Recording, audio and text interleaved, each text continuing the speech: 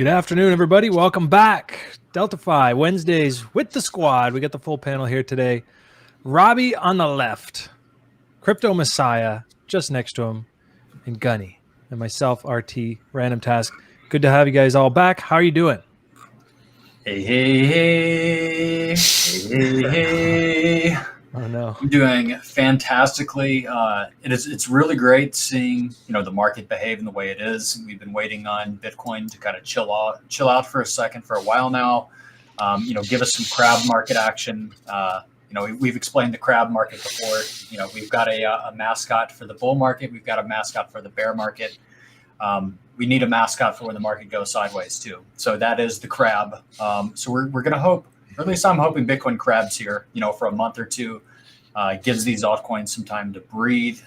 There's definitely some profit opportunities to be had here, especially I think in the Solana based ecosystem. Everything seems to be rallying now. Ethereum based ecosystem, everything seems to be rallying. I think a lot of this money that was made on BSC is fueling some of that. Where people are really kind of chain agnostic. Of course, people always have a preference, but the reality is that money is always going to rotate to the next opportunity. So I think that's kind of what we're seeing here. And with Ethereum, at least, I think 3,000 is almost a guarantee, if not much higher than that. So cautiously optimistic. We'll see what happens. What are the probabilities at right now? The probabilities, I can actually tell you the exact probability, or with at least in our TIX Wix markets, of a 3,000 touch on Ethereum by the end of June. Let's see here. it's got to be low, or sorry, high. It's extremely high probability. It's low payout. Pricing in at about a 79.4% market probability that will happen. Great. And a 3,000 touch by May the 7th is 50, priced at it's about 50-50 odds right now. But the way the market's looking, I would almost be willing to say that could even be mispriced. I think that the true odds of that, with the momentum we're seeing, are definitely higher. The thing that I think that would keep Ethereum from tapping 3,000 by May the 7th would be, Bitcoin deciding to pull back a bit here, which is definitely a possibility. We're pushing up against resistance right now. So it's just kind of a waiting game. Let's wait and see what happens. Dude, you guys know I bought a new car a couple weeks ago, and literally the day I bought it, I was like, this is going to be the interim high because it never fucking fails. And sure enough, we were at the dead high, almost to the minute, and we straight from there to 49K or wherever we went to. I love that you just brought up cars, because that is what the last 15 minutes of last week's episode was all about. Daniel and I started talking cars. Everyone's like, "Oh fuck, guys, pack it up." Yeah, that's the top. What about Safe Moon, man? Fuck the cars, right? Yeah, I don't know about that. ETH is just nothing but sky above, I want to say. There's not too many resistances. I'm not seeing any trend line resistances. I'm not seeing any Fibonacci resistances. It's just looking so good. And on the ETH BTC pair, we'll get into that a little later with the charts, but yeah, I'm with you. It looks fantastic, and I look, in the entirety of time, I've been in crypto, and this is a long time, I've seen the Livermore accumulation cylinder meme posted 100 times now, and I have not once ever seen that meme play out. But once again, here we are with another opportunity for this Livermore accumulation cylinder. Dude, what is that? It sounds complicated. It's a cylinder with an upward slope, and there's kind of basically 7 points of contact within the cylinder. But after basically we're already on that 7th point of contact for Ethereum. And now this is the phase where Ethereum really could go batshit crazy here. We're talking 0.08, 0.1, even as high. Some people, and look, I don't even know if I believe this narrative or not. I certainly do think at this point in time, with EIP 1559 approaching rapidly, Ethereum has some store of value characteristics now. Bitcoiners always say that, Bitcoin is sound money, right? Now the Ethereum maximalists are trolling the Bitcoiners that Ethereum is going to be ultrasound money. because it's going to have a deflationary monetary policy. I actually saw some really interesting statistics. I'm not quite sure what the daily emissions of Ethereum are. I'll need to check on that really quick. Let's see here. They're profitable. That's for sure. I can't. We can calculate that in a little bit, but the amount just from the transactional volume occurring on Ethereum, the amount of Ethereum that would actually be burned per day after EIP 1559 was something outrageous. I think it was like maybe 15,000 or something like that. And I can't quite remember if it was 5,000 being minted per day or 3,000, but Ethereum is about to become scarce. And not only that, but you have Ethereum being locked up in DeFi. You have Ethereum being locked up for Ethereum 2. They've got this thing going on that they're calling the merge. And I read a really interesting article about it because when you look at stock to flow models on Bitcoin, obviously a reduction in supply, a reduction in emissions in Bitcoin has always led to an expansion of price after that. Now, Ethereum in just the next year is going to experience the equivalent through everything going on with it of 3 Bitcoin halvings in just 1 year, which could end up being pretty outrageous. So, people are saying Ethereum can flip Bitcoin. I think that if it is going to happen, there's never been a better time. But, at the same time, I want to pull back in the reins a little bit, because in the past, when anybody started saying that shit, it was always, getting towards, this time is different. This is a new paradigm. So I think it's important that while we understand that things are a bit different now, at the same time, that is kind of this top talk type stuff. So it's important. You can't talk dirty like that to me without showing me the ETH BTC chart, because I want to see how frothy it looks. It looks so fucking good. It's ridiculous. I always tell people, because just trade the chart in front of you. People love to make these narratives of, oh, well, if Bitcoin does that, then Ethereum's going to do that, and then this is going to do that. And if you just had no context and you looked at the Ethereum Bitcoin chart and I didn't tell you what it was, and look, I hate it when people do this, but would you buy this? Are you bullish on this? Yeah, cringe super tweets. cringe. But the answer is fuck yeah. Like, it looks awesome. Yeah. Well, This chart has looked awesome since The day we fucking July last year. And this breakout last year, and I got yelled at on our Twitter because I made a video and I was just like, just a matter of time until the flipping ink starts talking, but I mean, yeah, like this just. Well, we all, I mean, I know internally we started talking about it, and like we were all flipping like around like 26, right? yeah, at 28 was a key level there for a while. This was a 56-day consolidation below resistance, like from May and June and July last year. And I remember we were covering it pretty closely, and it was just like another day and another dollar up and dollar down.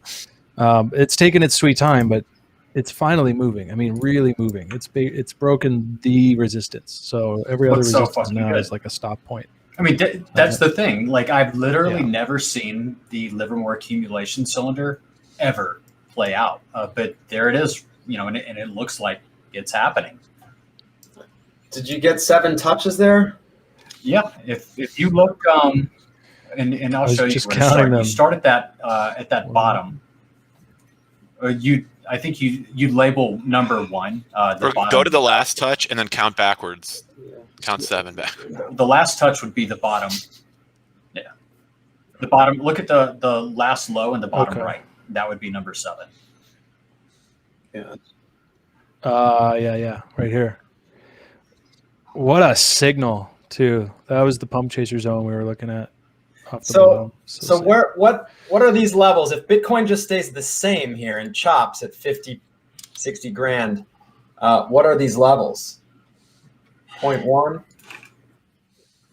I'm looking at, 0.08 to 0.1. Of course, we typically will overshoot a level a bit and, work on some kind of swing failure point if that ends up being, too high. But I think, for Ethereum, for me personally, I'm looking at maybe around $5,000, assuming all things remain the same, which that's a big assumption. But we'll see. We've seen periods of insanely low volatility on Bitcoin. So we'll see what happens. A lot of people are speculating that Facebook may have added Bitcoin to the balance sheet. Although, Facebook has commented and basically said, in so many words, I don't think so. But I believe we find that information out tomorrow, which should be really interesting. But, I was talking about this on stream yesterday. Like, you've got everybody furious at Elon Musk because he sold a little bit of Bitcoin. He took a little profit. And really the only reason he did that was to beat his earnings estimates for that quarter. And he did. Surprise, surprise. You can't really blame the guy for being smart.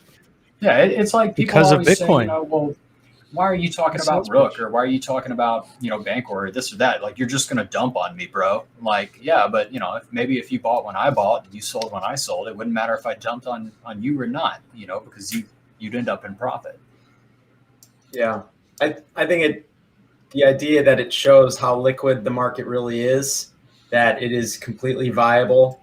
We're one of the biggest companies on earth, and we are moving our treasury in and out of US dollar cash into Bitcoin and out like that. That's extremely promising and super promising. Yeah, they're going to manage their cash the way they do. If all of a sudden they need dollars for something, sell off some Bitcoin. I mean, I loved, that's why I just love social media and Twitter in general. But, seeing El Presidente, Dave Portnoy kind of call Elon out in a fun way, because we all know Portnoy is the new baron of Bitcoin. Yeah, let his hands, Portnoy. Exactly, he's completely bungled his crypto entry with Bitcoin and shitcoins and stuff like that. And it's funny how he's like embracing it now, and he's hilarious. But he tweeted something, and Musk responded to his tweet immediately and was like, homie, I didn't sell anything, and explained what was up. And it's just great. Really good to see. I love it. I think this Facebook rumor is like psyops to make Bitcoin shit the bed. I don't know. It could be. Yeah. I think who knows? Like, why not make it seem like they did? I mean, this market's so emotional. It seems it's brutal that, okay, Facebook didn't buy any. We're going to sell off $3,000.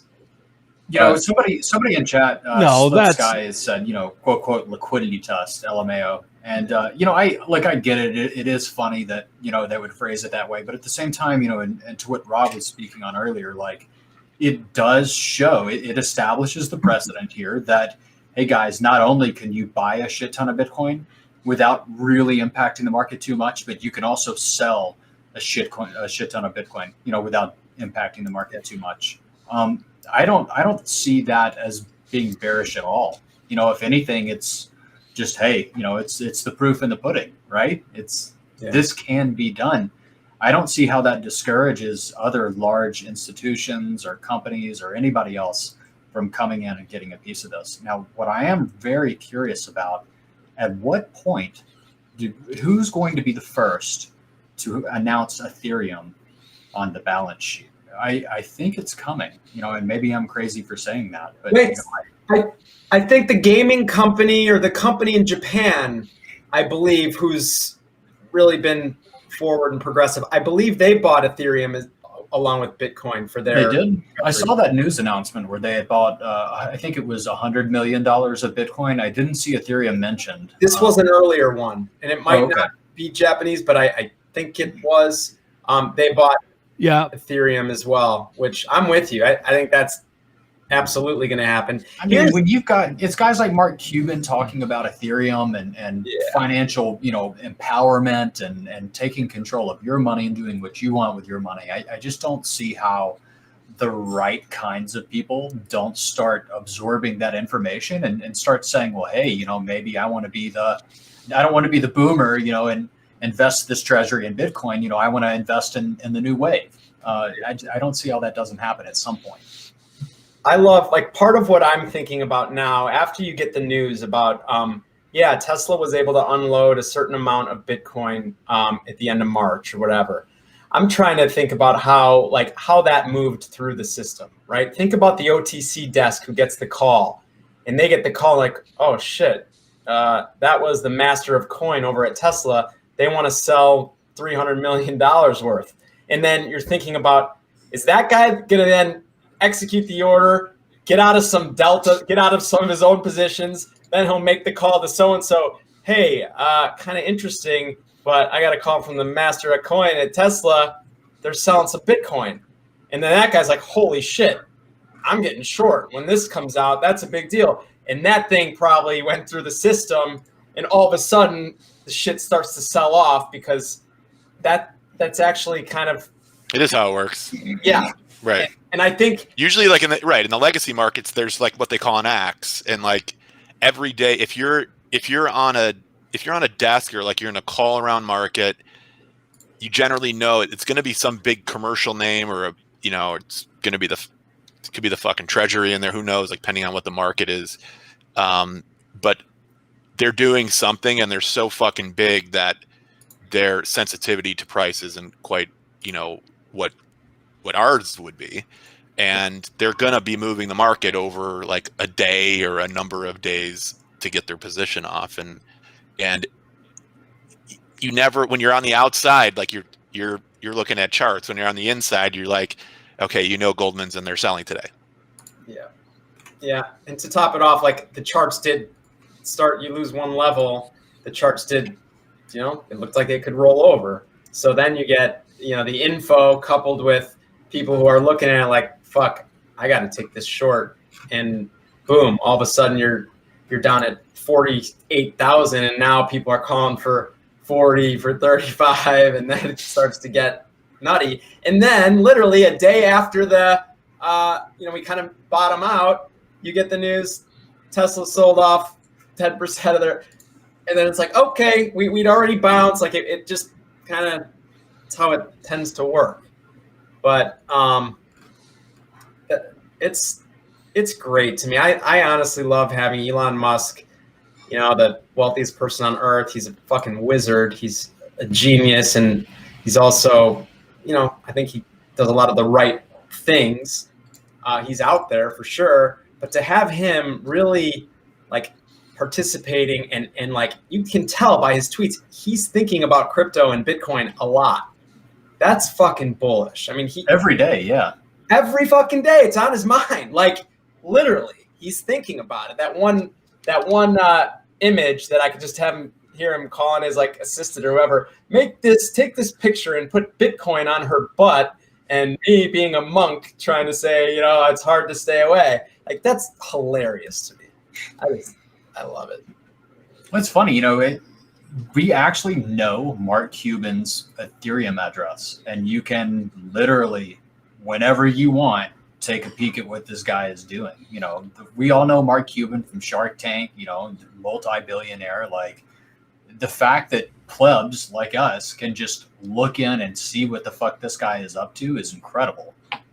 Yeah, for sure. One thing that I want to talk about, because we are all feeling, I think you're getting the vibe about Ethereum being bullish, and we're kind of bullish. We think that probability is probably higher than 50-50 that it's going to make a move, whether against Bitcoin or not, or USD. But I saw a great chart this morning. We've been big fanboys of the Solana ecosystem, and we've been bullish on that stuff for a while, both coin-wise and technically. But I saw a chart of the Sol ETH pair today, and we know Solana's gone on an absolute tear. That's like at this throwback level. That is key. It's like right at the fib throwback. That looks so kind of bullish to buy Solana. So can you imagine if ETH goes on a tear and Solana actually does complete this retest and continues higher against ETH? It'd be pretty fucking... I'd be really interested in not only seeing Solana charted versus Ethereum, because Solana has had an absolutely incredible run. I still remember in early January, Sam was on Twitter, and that dude was shorting Solana and talking shit about the FDV and just blah, blah, blah. And Sam literally told him, he said, literally, right at this price, right fucking here, I will buy as much Solana as you have. And now here we are over 10x later, in just a 4 or 5 month period of time. I mean, what I like, and it's actually speaking to like kind of the inklings of the maturity of the space is that you're actually seeing a repricing of the network value of Solana, and like, you know, and the fact that that community has grown and the projects that are going on it. And Daniel, you and I talked about this, like about, you know, when like we had an option to go on BSC at one point, and like we walked away from it because we said to ourselves, like, where do we want to, this is what we're building is so, is so material that we need this to be sustainable for generations. And like, who knows where BSC is going to be in 5 minutes? So not that you can't go to BSC and make a fucking fortune, but like, I mean, that's the thing in crypto. Like, game. It's really difficult to think about these kinds of things. But I promise anybody watching this that some of the protocols you're seeing right now, some of the innovations that you're seeing coming out right now, 5-10 years from now, the ones that are still around are going to be a really big fucking deal. And I think in Solana, especially seeing as, you know, so many institutional players are on Solana providing liquidity. And I'm not talking about, you know, your favorite crypto fund on Twitter. You know, I'm talking about guys that, you know, operate on the CME, you know, guys that operate and trade on the biggest ones on huge exchanges are there, and they're supporting this and bootstrapping it for the long run, because they know that the future of trading is decentralized, and they know that this future is going to be on Solana. So when we're looking at Solana and we're looking at some things like, you know, Serum DEX and Raydium and Hxro and you know, Mango is super fucking cool if you guys have ever checked that out.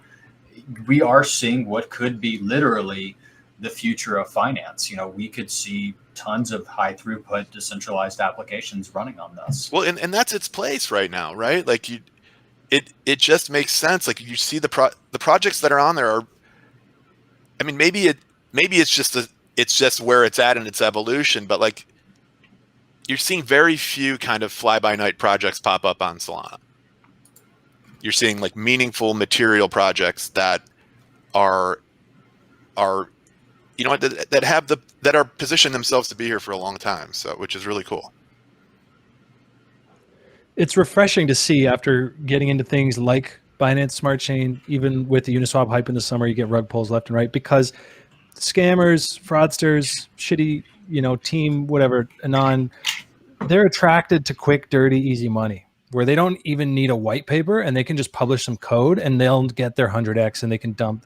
That's not the case with Solana yet. So on that note, I do find that really refreshing. You go over there and you got a pretty good chance that everything you touch is quality. And that may change once it's a little easier to develop, or there's just more dumb money floating over there and there's just more activity. You'll get, you know, the scammers will follow the money. But for right now, that's what's going on in Binance Smart Chain. I'm actually shit at that. I haven't even looked, like, I don't even know where you find all these new projects there. Although Dex Tools did just launch support for Binance Smart Chain, so I'm going to start looking more. We got someone in the chat asking about Serum, and it's related. Serum is the, you know, the exchange that the main. I saw that. Yeah, I saw that question and I thought of you. We had a conversation the other day about Serum and their fully diluted supply. Could you speak? You told me something during that conversation that I didn't know that made me even more bullish on Serum. Tell me about the burn. There's a burn feature. There's a burn feature. They're burning every week. They burn a good amount of Serum, and it's growing. And it's you know, one of those burns the same way we look at BNB or FTT, where it's tied to the amount of trading fees that you know, are happening on the exchange. So as the exchange grows, they start burning more and more Serum. I mean, it's just like FTT had a ridiculous burn. Like their volume is massive now. It's grown so great. So it might be $20 billion of volume a day, and they're burning FTT accordingly.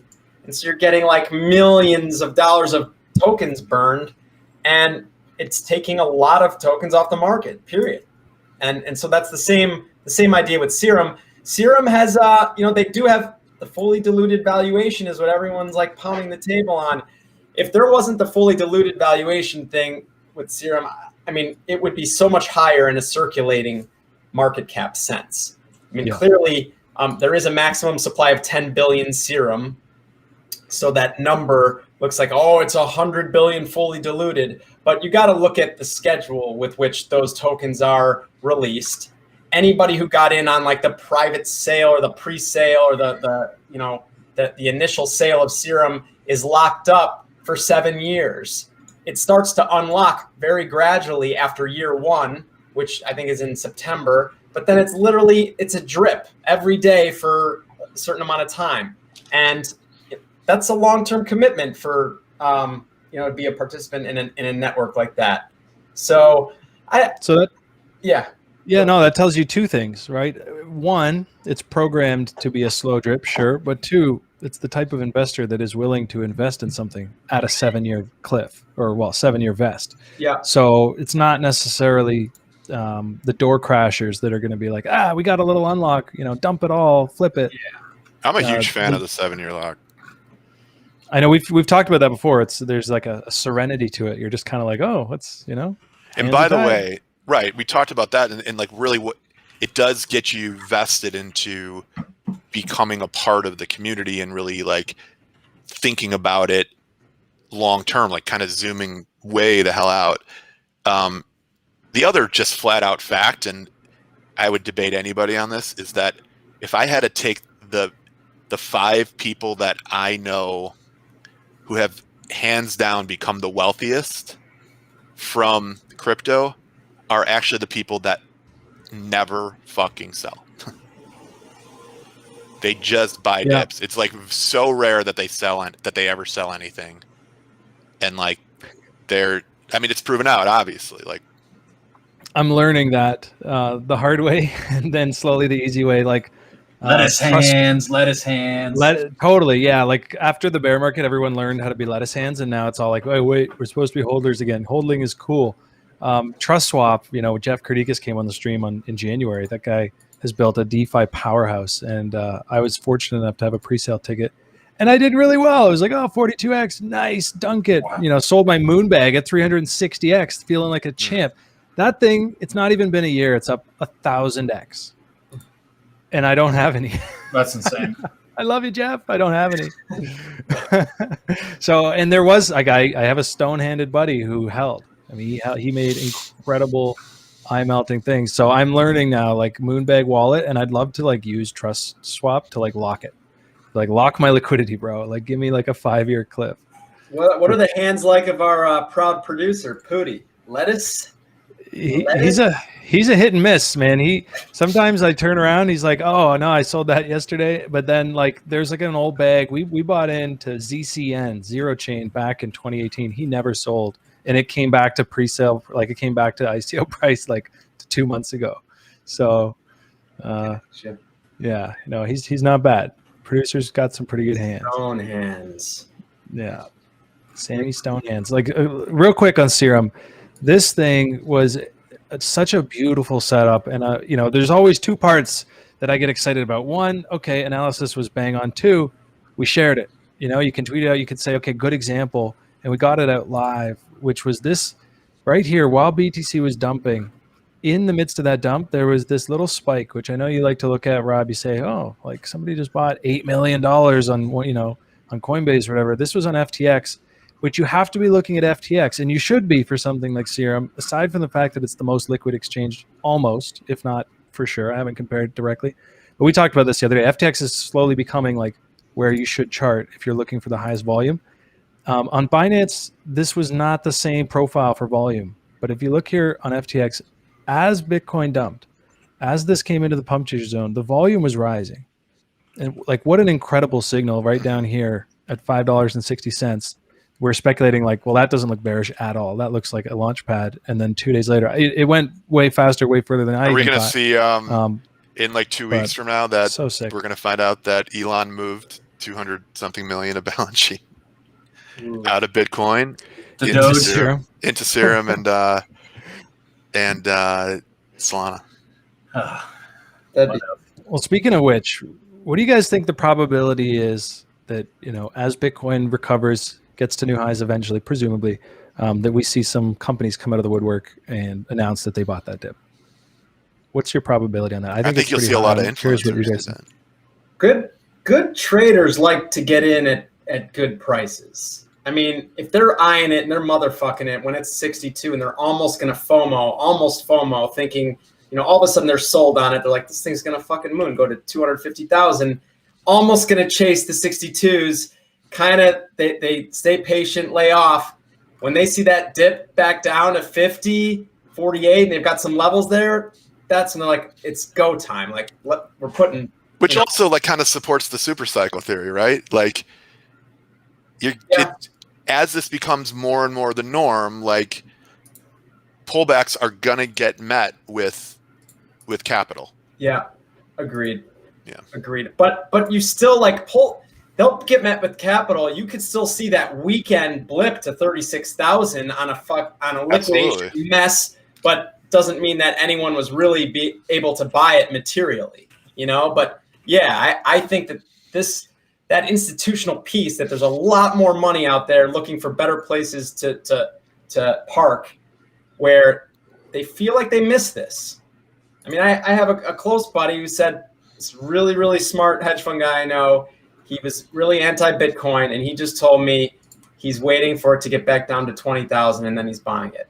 And that was when 20,000 was the number, and we were maybe at like 38 at the time or 36. I'm like, I don't blame him. He wants to wait for that retest. I said he'll probably get it. He might not, but he didn't get it before it's 62. I wonder guys like that who finally they flip, where they want in, but they're going to wait for their entry, like where those levels start to move to. Because a lot of those guys who are waiting for 20, they might be up to 40 now, 45 even. They see a sell off to 48. Fuck it, I'm in. So, yeah, this 20-week moving average is creeping up. It's about $1,300 a week. I was kind of hoping we were going to touch it. I think we still might, wherever that ends up being. If we consolidate here for a bit, maybe sometime in May, we just kind of creep up. But what's really incredible, speaking of buy demand, is this chart on Ethereum as Bitcoin's dumping. I mean, and this is what's really blowing my mind this year. And I think it's perhaps this kind of new paradigm we're shifting into, where it's not just, okay, Bitcoin rules all. And we just saw like a very clear decoupling with Bitcoin dropping 28%, and Ethereum, let's see, just for comparison's sake, dropped 20%, which is still pretty steep. But the buy demand coming in here at 2150, it was just bounce, bounce, bounce, bounce. Like nobody's letting it below 2150. And then if you look over on the FTX chart that I was highlighting a little earlier while you guys were talking, you can see the buy volume. And this is, we talk about this all the time. This is what you want to see when a new level in price discovery is achieved. Looks like it's about to go the parabolic. Second it broke out on this can, totally. And it's not like this exhaustion thing we've been seeing on Bitcoin. Right around 60K for Bitcoin, the volume just died. I mean, nobody at this point in time, there was no interest at 60K or just above for buyers. They were just going away. They were looking at other stuff. But as Ethereum alternatively breaks 22, the second that breakout happened, we've seen this huge uptick in consistent buy volume. So there is a consensus in the market, according to that data, that this is underpriced, that people are speculating that DeFi, all this stuff, is actually massively undervalued right now. And that's exciting to see.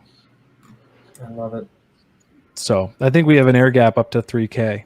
There's really not too much in the way right now, except for maybe this resistance, which we just broke through, this little trend line resistance. So you guys doing anything on Raydium?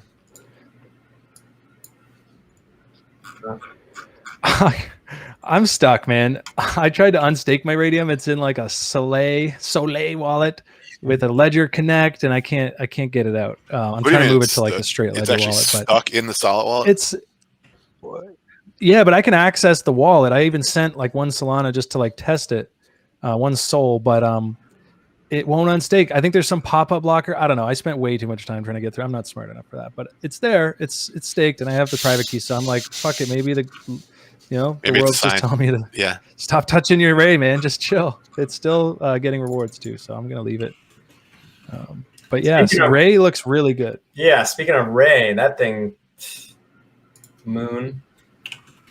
And they announced the Ray Accelerator. I mean, I think at first, and maybe it's a little obscure. People are like, okay, but what is it? Is it AMM? It's this. Well, now it's like, okay, it's kind of a launch pad too. And I think the first one's tomorrow, right? media token. Is it? Yeah, I don't know. I haven't been watching. Yeah, this looks ready. I mean, looking at the just say Serum, what we saw with the volume. I mean, you just want to see volume pick up at each new high, and the latest high came in on the highest volume. You know what we say? That's rarely, if ever, a top. I haven't found a top yet that had the highest volume at the peak. Maybe the blow off top on a weekly, but when you're zoomed in a bit more, the final kind of up usually comes on sort of exhausted volume. We're not even close to that. I started yesterday. I mean, I bought a fairly decent amount and just have been working with their farms and stuff. And I mean, it's no different than anything that's pretty much happening in DeFi. But I mean, the size of the pools are really starting to pick up, and it's it's cool to see it gain traction. Yeah, for anyone who's interested or they're not sure, if you go to my Twitter at randomtask555, I put out a Ray farming starter guide back in February. You can check that out. The APYs are not 450 right now, I don't think. They're probably not, but they were pretty high. No, they're if you're interested. Yeah, they're in the mid hundreds. Some of them are a little bit lower. Yeah, which is still pretty dope It's if great. you have a USD. If you have a USD pair, and especially like the other pair is Serum. So if you're just holding Serum and Ray, like where's your impermanent loss right now? They're both making new highs on new volume. It's pretty right. sick. What do you guys think about? I know Dan and I were out last week, so you probably talked about it a bit, but Dogecoin and just the amount of volume that this thing trades on a daily basis. To me, it's just something special. It's absolutely insane. I honestly don't even know what to make of it. Like, Dogecoin is a huge meme, but at the same time, like, I think the strength in Doge is just a testament to the extremely strong retail presence that we have in crypto right now. People keep waiting for the herd to get here. Like, these guys are here. The snowball's rolling down the hill. We're gaining momentum. They're making money. They're telling their friends. I'd have already, in the past, Doge would have already crashed and burned by now. But it seems to be showing, a level of strength, which is it's interesting to say the least. Yeah. I mean, how much, like I saw the other day, there was another Elon tweet. He's going to be on Saturday Night Live, I think this weekend or next weekend. And he wrote something about the Doge father. And I mean, it's just clockwork. The thing, which had been on its ass, all of a sudden is trading 31, 32 cents again. And it's like, you got to set your alert for Elon's Doge tweets. That's probably the safest bet for a 15-minute scalp in the game. It's just crazy. It's the new John McAfee bot. Where's that guy? You guys remember his prison right now? Yeah, poor guy. He just he tweeted from prison the other day talking about how awful his life is. Felt a little pang of a little bit of like sorry for the guy, but he was a great meme in 2017. Coin of the day. For those of you guys who weren't around, he used to announce coin of the day, and it was just some shit coin on some exchange, and it would pump like 300-400% in 4 seconds because people had bots connected to his Twitter, and they would just auto buy whatever ticker. So they're probably doing that with Elon now. He also said he would eat his dick if Bitcoin went to a million. Sad to say. He's like $1 million by 2020. Yeah, he made that call in like 2017 or 18. That was hilarious.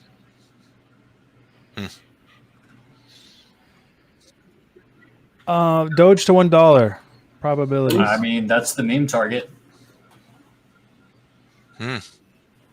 By when? We've got fib extensions kind of hitting.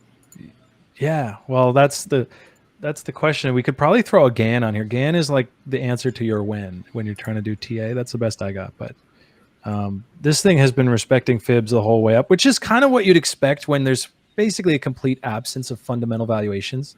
Then all you have is TA. All you have is levels. And, we just smacked into this 618. And if we pull back, probably do a pump chaser zone. So what's next? Well, the next fib extension is just about $1. What Actually, if? it's $1.98. People would be so angry. Like I saw some guy on Twitter today, God. in Elon Musk's comments, and he was like, you're a fucking scammer for telling everybody to buy Dogecoin. Like, I can't believe you'd be so irresponsible, blah, blah, blah. Like, bro, if you bought Dogecoin when Elon Musk started talking about it, like, you would have bought that shit at 6 cents. You could be a total normie, not know anything about crypto, but love Elon Musk like everybody else. And your first experience in crypto is buying Doge at fucking 6 cents and watching it go to 40 cents. I mean, hell, right now it's still 30 cents. So, Elon Musk scammed you into a 5X on your first crypto purchase. Like, are you fucking serious? Highly liquid. Super liquid. And then too, you've got guys like Mark Cuban he's straight up about Doge. He's like, look, it's not a good store of value because Dogecoin, has such high inflation. It's just going to keep inflating to infinity. But at the same time, it's cheap. It's a really, really good tool to get non-crypto native people interested in crypto because it's fun, it's cheap. You can buy, 100 Doge and it won't really set you back all too much. Fuck. I mean, what are you going to do with Bitcoin, for example, a $20 transaction, with Ethereum, $40 or $50 transaction potentially? Like, you're not going to onboard people to crypto with those. So you need something has Lindy, has been around, is liquid, is accessible, and it is cheap. Dogecoin fits the bill. People like it. Did the dev just die? One of the original founders. Did I read that? No. The guy that actually hates Dogecoin, the same guy that built it. No, I don't. Is that him? Yeah. I think he's alive. Yeah, Dogecoin core dev for 7 years passed away. I mean, that's very Here's bullish. what she said about Musk and Doge. That's very bullish. Yeah, I don't know if that's true. It's the only news story on it. You feel like it would be bigger news. Let's see. Who's it from? You today. I don't know. I feel like that would have been bigger news. It doesn't, it's open source community kind of project, so it doesn't mean it's dead, but the person apparently. How do we, yeah. What do we think about the Binance Smart Chain kind of craze? I mean, I saw a chart the other day of how long it took like Ethereum to get a certain amount of either users or wallets or whatever it was. And then they showed Binance Smart Chain overlaid, and it was a different chart, right? It obviously took Ethereum a much longer time to build. It's taken a long time, and it's decentralized. It's different. It's apples and oranges here. But the Binance Smart Chain chart was absolutely insane to look at. So I think Binance Smart Chain benefited, and this is why, and Dan was referencing earlier, we were talking, a couple of nights ago about Binance Smart Chain versus Solana. And when you look at Binance Smart Chain, it's literally a centralized casino. Solana combines some of the best aspects of high throughput with decentralization, which makes it really interesting and attractive for long-term, perspectives. But Binance Smart Chain benefited from years and years of development on Ethereum.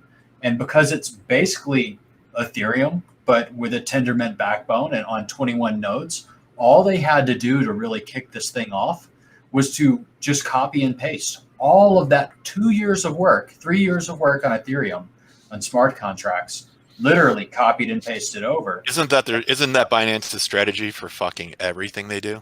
Yeah, I mean, well, you do see that, with a lot of Asian countries too. It's just kind of in the culture. Why innovate when the work's already done? Why not really pay attention to what the people want, which was very obvious. CZ hit the nail on the head on that. People didn't give a fuck about decentralization. They wanted a fucking casino to go gamble on, and they didn't want the fees to be ridiculous. That's right. I mean, and he hit the nail on the head on that, and people were so angry about it. But you can't hate the guy for seeing and realizing exactly what people wanted, and he built it for them.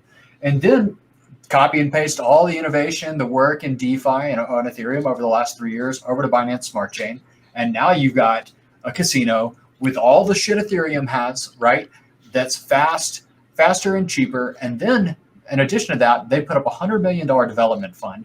for people to come build on Binance Smart Chain.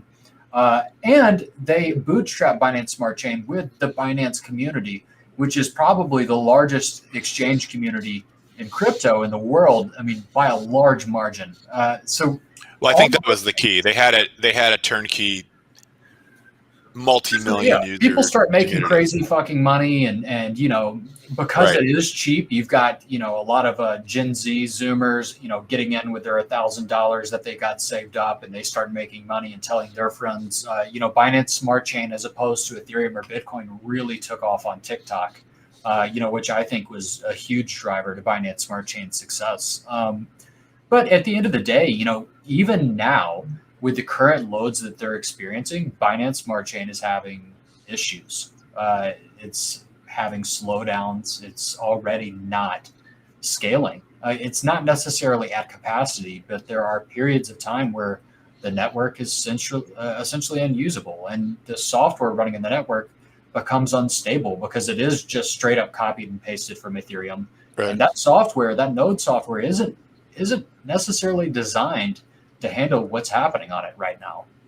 So is Binance Smart Chain here to stay? I think it's a great thing for this alt season, you know, but at the same time, long-term sustainability, unless they upgrade the network, which, hey, they definitely might. You know, I don't see why they couldn't. It's very easy for them to do that.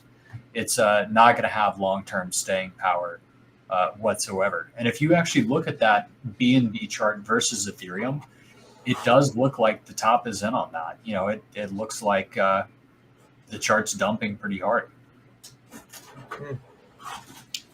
Yeah. I mean, you can see the money rotating back. If you look at Solana versus Ethereum, you see a bit of the same. And like I said, it's not this is better than that or whatever. It's just about the rotation of capital. You know, That's right. You had projects on Solana and Solana itself going fucking crazy over the last 2 months. You know, alongside Binance, BNB, and Binance Smart Chain. I think a lot of that money is ready to rotate back in. But when I look at the Solana Ethereum chart and then I look at the Binance, you know, BNB Ethereum chart, the Solana Ethereum chart doesn't necessarily look, you know, as fucked as the BNB Ethereum chart. That BNB Ethereum chart to me is just like dump fucking city. Yeah. It's hard to read the volume on this thing. You know, like I look at this and say, okay, yeah, you know, made a new high, volume fell off, but like this isn't a pair that you really trade. I guess you could trade it, but that's not how this is. I don't think you can look at the volume when you do one over the other on here. I think there is a BNB Ethereum pair on Binance that may be useful for that. Oh, that's probably better than it's an actual trade. If we were to look at that, I think that would be a little bit more clear. There we go. Oh, and it's kind of matching, right? So that's interesting. So the volume is rolled over. Sweet little SR flip though here. I don't know. For now, it's bullish, but that's what you want. You know, at the very least, you want a higher high with everything else rolling over. The weekly looks like we got that's that. where I'd be looking at as well. You know, we get some divergence. At least to rotate a bit back into, you know, worst case scenario, you get that complacency bounce. Best case scenario, I mean, fuck, what if BNB does go to $1,000? You know, $1,500. That's the most like insane thing to me about this cycle is like we are witnessing right now, like looking at it. I know some of you guys, especially guys like me in Ethereum DeFi, like right now you're looking at some of your fucking bags and you're like, God damn it, like these are never gonna go, these are never gonna move, right?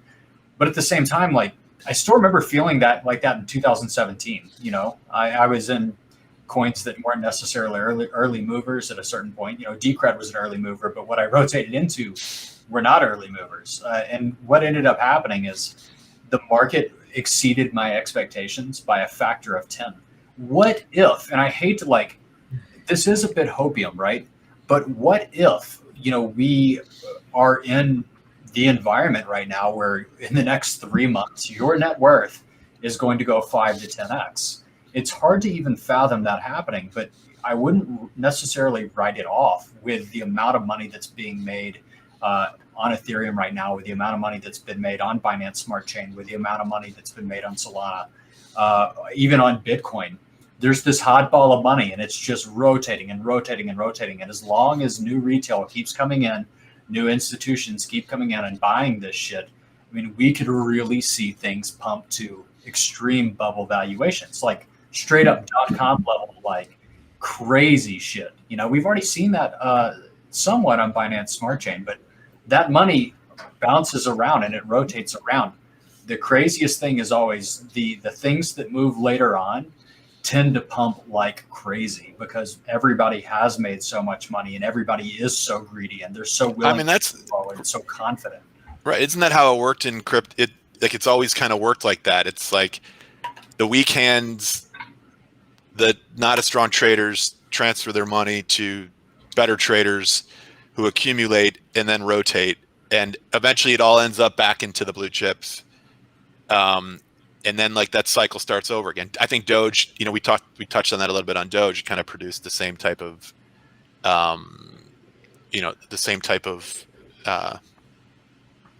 evolution. So I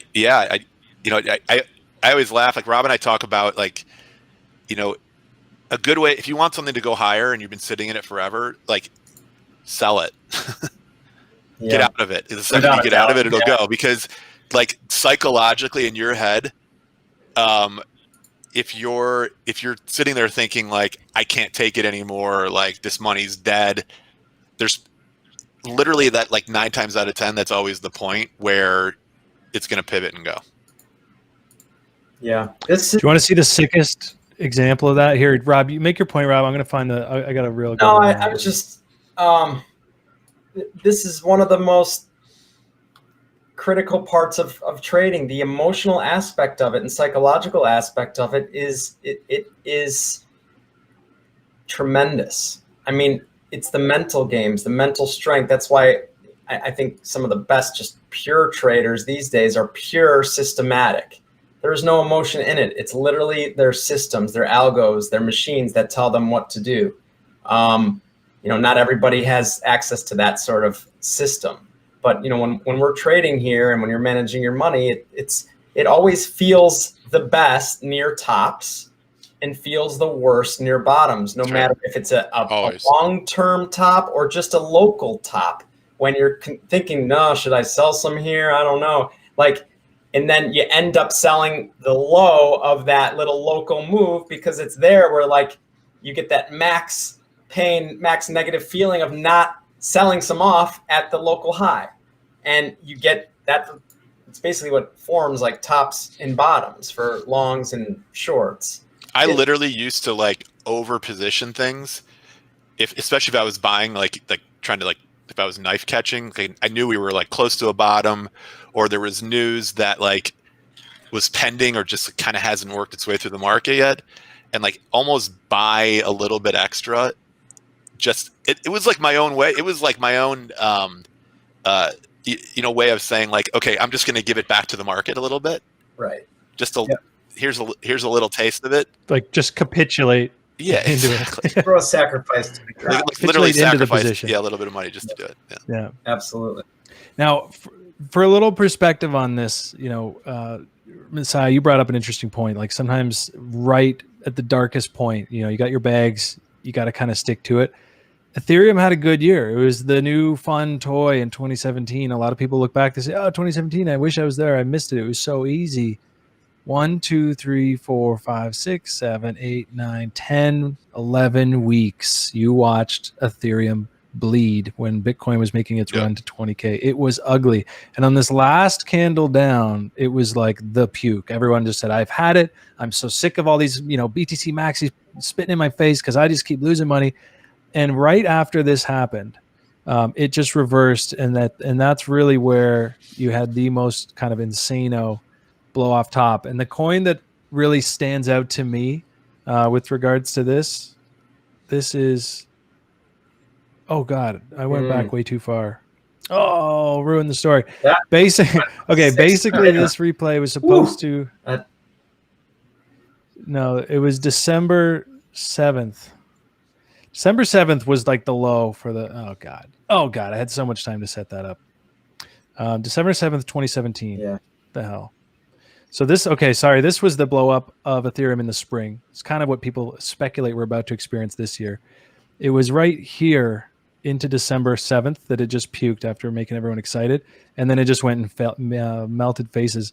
Now, XRB, I don't know if you guys remember this coin, Rayblocks. Yeah. Remember hearing You about guys that? probably know it as It was like one of the Nano. now. Yeah, it was one of the first. I'll pull it over here. It was one of the first sort of DAG, like lattice type. We're so fast, we're infinite, we're low fees. And I remember guys talking about it all year that year, just kind of like this little shitty. It was on like Mercatox exchange. Well, they came out right at that sort of December 7th capitulation and broke out. And I mean, you can see what happened to anyone You're gonna have to who check set the gave log up on their scale. conviction a little early. This thing was like, seriously, like you just can't appreciate it as much on log. It just looks like, oh, okay, yeah, it rallied up. But I mean, in raw price, it was just like that's what I'm really looking for. 125x or something. It was Like in a market like this, I feel like the things that run first kind of establish a precedent for what's coming on the things that haven't run. And when I look at something like BNB that went from $30 to $600, we're talking large cap crypto, right? In an extremely short period of time. Like, what if that kind of thing happened to Ethereum? Happened to some of this Ethereum-based DeFi stuff. Even what we've seen in Solana, which is still large scale but smaller scale than BNB. I mean, why shouldn't it? Like, what's stopping it? Why not Ripple? What's stopping Ripple from going to $5? What's stopping Litecoin from going to $1,000? Like, I'll tell you what stopped Ripple. We just don't know what's coming. Yeah. What stopped Ripple was the SEC, I think, because I think it would have experienced a lot of this alt season if there wasn't that going on. So if that thing kind of goes away, or they come out and settle and they're relisted, I mean, it's gonna fucking. It's gonna teleport. Yeah, it's gonna be insane. Teleport. But guys, right. Let's talk one thing about microstructure of markets, and I always kind of tweet, or I usually do, around this time of the day, 3 p.m. Central Time, when the CME closes and they settle. They get the 3 p.m. settle price for the futures. There's then another hour to trade, and it actually closes for an hour at 4 p.m. Central. But always around 3 p.m. leading into it, you get to see which day traders need to even up their positions and get flat. And we just saw a 5-minute candle on Bitcoin, which someone put in the chat here too. That was like $30 million worth of BTC perps on FTX. I'm sure a lot more on Binance and BitMEX, but it's rallying into this Facebook earnings announcement. Is Facebook going to say something? Are they not? So now, like these hours are like the witching hour for during the week. Always. For Bitcoin, when the CME futures are about to close, because it's a big contract. People are hedging closely with Coinbase and with the others. And we just saw like a green dildo just literally go erect. I think one thing, Robbie, on that note, I think something we could educate people on from, coming from traditional finance. A lot of times you'll see that because they're also trying to put out a settlement print, because that print is going to determine what their margin requirement is for the end of the day. And so you see this all the time, and like we've all gone through it. If you've been on a trading desk or you've traded in, especially until if you're trading the futures markets into the back months, like the arguments over settlement with the CME is so, because it could be the difference of like tens of millions, if not more, of dollars that would have to be required to be put up in terms of like your margin requirement with your exchange or your clearing firm. So big enough players will end up moving markets or putting in settlements just to make sure they get that print to kind of carry themselves through the day, because the cost of that one night of capital could be super expensive. So I think you're starting to see that in Bitcoin as well. I definitely think, part of it is exactly what Rob said of like day traders closing positions, which is very common. And this other part is something that most people really don't think about, but it does have a lot to do with it. Wow, they're getting after it right now. Yo, Colin, I want to kick off one thing, because we usually at the end talk about interesting views on specific coins or what we think could be interesting. But it's a coin I've talked. Yeah, it's what are you not liking? so much what I'm liking, but I want to show a signal that I saw with my own eyes in the market yesterday that may or may not play out, but it's definitely was a unique event. Pull up the ZRX cash, the spot coin chart on FTX. So ZRX USD. I saw something pretty crazy with my own eyes. Someone got in there in the spot market, and it was weird because there's a perp market there also. And someone literally bought about $8 million worth of ZRX spot, and they didn't really care that the perps, everything was trading like at $1.81 when they kind of showed up, and they literally started sweeping the book up to $2. And about every few minutes, they'd sweep the book up to $2. And after like the second, third time, like, whoa, what the fuck is this guy doing? And I'm looking at Coinbase, and there was a little action on like the ARB, right? I'm sure Alameda was in there selling twos on their exchange and buying 182s on Coinbase. Like, fuck this, I'll do that all day. But this was odd. I'm trying to then think, and then I can bring in Daniel and stuff, but I'm trying to think, why does someone need the spot coin so badly that they're going to give away 20 cents on like 7 million ZRX? It's a lot of money. It's $1 million. They literally kind of gave away just to put that position on at that time. Is there some reason? Like, is there some major farming thing? Like, why do people need? Not that I've heard of. I know. Yeah, that's. I'm looking at it on my computer too. Like, that's super fucking weird. Super weird. And to me, that could be one of those signs where now, like, I'm watching it, and you see the Bitcoin dip, and you see the market kind of pull back since that happened yesterday afternoon. And I'm like, you know what? To me, this is greater than 50-50 chance that we're going to see something go on in ZRX, that this activity is too odd, that it's just a red flag to me. It's like, all right, buy a little bit here. I agree 100%. I mean, and fundamentally, just about anyone that's interacted with Ethereum DeFi has interacted with the 0x protocol. You don't know it because it's a backbone, but it's a critical infrastructure component to Ethereum DeFi. It's OG, it's liquid, it's traded almost anywhere. The normies have access to it, the funds have access to it. Especially, these guys have big money. They want to come in, they want to buy, something that's been around for a while, something that's widely used. It fits the bill. I have no doubt in my mind that ZRX is going to be one of those coins that probably gigapumps from here. I'll tell you, and this is just for, I've been a professional trader. I started in the pits, and then when the pits kind of went away, I was on the screens, but I was always a complete order book and time and sales and price feed junkie. I would watch the different order books from all the different stuff I traded, watch the prints, the size, the volume all day long, all night long on the stuff, because there's little things you would think that you don't appreciate it until you've done it. But if you're really trying to make it trading, and the only way to get ahead is to put in the work. And sometimes you just literally need to be watching it enough, right? Just because you're watching markets doesn't mean you have to trade. I mean, a huge part of trading, I'd say the vast majority of the time, is you watching. You're watching, you're taking note, you're seeing different patterns, you're looking for weird things that happen. And then you get the idea of when weird things happen, when it's maybe a signal that gives you the edge. And it's like, it's little stuff like this. It happens in so many places. So like for the guys out there, they always ask, well, how do I get into trading? How do I do it? What do I do? Like, a big part of it is putting in the time. And a lot of that time is watching things. It's even if you only have one screen, you open multiple tabs, you open multiple windows, watch stuff.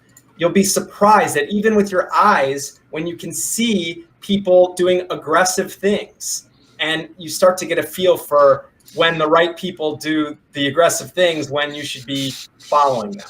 I mean, that's how people learn. How much time did everybody spend watching BitMEX and what was going to trigger liquidations? Like, yeah, it's you eventually, your eyeballs don't. They tell your brain, which tells your gut, and that's how you develop intuition. Yeah. No, that's true. I love it. This is something that I often will see in retrospect. The perfect setup comes in, big rally comes in, and you look back, and just as it started, there was a spike in volume, and you're like, damn. So I've been actually thinking a lot lately, specifically like this week, about how to get an indicator or something that will just ping me, like I don't need to fully automate my trading, but I would love to have automation to do exactly what you just did with ZRX. Yeah. Because there's got to be something that could pick that up. Yeah. And just say, oh yeah, check this out. Abnormal volume. Absolutely. There's tons. And there's even Telegram things like I've got subscribed to where it's a bot and it'll shoot off alerts when there's abnormal volume, and that's like the first place I'll turn. If I have notifications on for something like that, I go there, I'm pulling up the order book. I'm like, shit, all right. It's, you know what? I didn't even miss this one. It's right there. Let's go. Usually you've missed a lot of it, but not necessarily. You got to watch how it reacts then. And so it's. Yeah, I mean, look at this. This is a 15-minute chart. So that's over the period of 2 hours. Just look at those wicks to the upside. Bing, bing, like relentless. Because they did not care. They just said, I'm going to buy 7-8 million of these, and I'm going to pay up to 2, and I don't want to be here all night, and I don't want to work the order. I'm putting in 2 bids, and that's it. That's straight aping. Yeah. That is like mega aping. So who told somebody something, and they were that confident to pay that premium and just say, because I know, whatever, a week, 2 month, end of the year, it's just going to be whatever. Like you want to own it. It's someone who's like, I'm putting $15 million into this thing. Boom. Like, but that's why I immediately am thinking, well, is this a market maker who's then going to go then send it over to Coinbase and send it over to Binance? Like, is it a supply demand thing? Is it the token? Like, is there a new pool opening up on fucking Aave or wherever, Herein, where, like just trying to think, okay, who's going to give away $1 million, $1.5 million just to get this right now? Like, pretty insane. Let's you just mentioned Aave and it reminded me of Matic. A lot of people are talking about Matic right now, and a lot of people are speculating that Matic as a level 2 or as a layer 2 could see some of the same kind of FOMO aping in that we saw on Binance Smart Chain. A lot of people have even said, BSC is kind of an L2 for Ethereum. But basically the thing is that, Matic is an EVM compatible chain. It exists outside of Ethereum, but has very good bridges. They branded themselves as, L2 for Ethereum because of their EVM compatibility, because how easy it is to move over. But I've heard that Aave has already posted like $1 billion in TVL on Matic. A coin that I've been in for a long time, Stable ended up posting, I think, $15 to $20 million in TVL, which is 30% of its current TVL in just 12 hours. It's really interesting, and it's something I'm paying attention to because, while I don't have like a particular project I want to talk about right now, I am looking at that Matic ecosystem very closely, and I am curious to see if some things launch as Matic exclusives, and I think that those things could perform quite well, especially if you're one of the early adopters. I think. Can I take a victory lap right now? Because when we started this show back in February, what was it? 2 weeks, 3 weeks in a row, I just said, coin of the week, Matic, Polygon, man. The Polygon shift and the way that they pivoted their vision and just how people were going to receive it, I just thought, well, fuck. RT, you got me on that one really early. Did you scoop some though, right? Yeah, Nice. like 4 cents or something crazy. Nice. Okay, good. It's always a good. I now, me being Mr. Lettuce Hands, I took my profit at this chaos level, which was really sweet at the time. I got out. Don't worry. I'm not still holding it. Yeah, but I got like a 3-4 X out. I was pretty happy. We can go have a sad party because I missed I this, didn't have a fundamental thesis, long-term through fundamental thesis. So. I actually did, but Moonbag is void right now. But there's always another trade, man. And Polygon just looks interesting. I'll tell you what. Really, now this is what I love about our Discord, because I don't always have time to go scour the markets like I want to, see what's hot. And there's a lot of good ideas in there. Somebody mentioned Quick, which is QuickSwap, which is sort of the Uniswap of Matic and Polygon. And Matic had already broken out. And then you look here, The weekly is a little ridiculous. Let's look at the daily. I mean, look at this chart. This thing, and like classic, reload zone, you don't have to draw it. You can see this thing was parked right at the 88.6, your favorite level. Yeah. And it just broke out. I think it was like $400 right here. And the volume at the time doesn't look so big now relative, but it was pretty huge. And I just aped in. I don't always just say like, oh, cool idea, and ape in. But I smashed the bid, and I actually already sold half my bag yesterday. Just like, I'm in a free position on quick. And if you look at the stats on this, market cap comparisons to Sushi and Uniswap versus like number of transactions, it actually exceeded Uniswap transactions, I believe, yesterday or the day before, and for like a fraction of the cost. So I'm really bullish on quick. I'm not touching my free bag for a while. It's still like 300 million market cap or something ridiculous. So that's exciting. So now it is, like you said, Daniel, it's kind of like proxy season. What else is around Matic? Because we're in a really exciting time right now because there's a playbook. And the playbook, we saw it with Ethereum Uniswap plays last summer. We've seen it recently with Binance Smart Chain. Solana had their run last week, and they're still probably going to get to do that. Now Matic, even Cards. We like to tease Cardano for having nothing built on it. I think Cards is built on it. And I saw that thing's running. So we have this playbook now. What else do you see on Matic that you like? Do you know of any others, Daniel? Not that I'm aware of. We still do have other, L2s that are, in the imminent launch status. The most well-known of those is, of course, Optimism, and platforms like Synthetics, Uniswap are building out to that. But we also have Arbitrum as well. And, Chainlink, Bancor, and others are building to Arbitrum. And those are using a technology called optimistic rollups.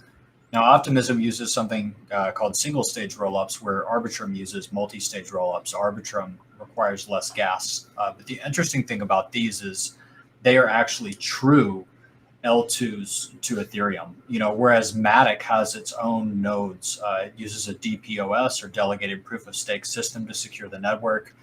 People are staking to, run this Matic network, right? The true L2s actually use Ethereum as a settlement layer. So whereas Matic, you have to trust that the Matic network itself is secure, Arbitrum and Optimism are actually secured by the power of Ethereum. So it's arguable that these places are going to be much more attractive for the big bucks. These guys aren't going to put absurd amounts of money, on something like, Matic or Polygon, things like that.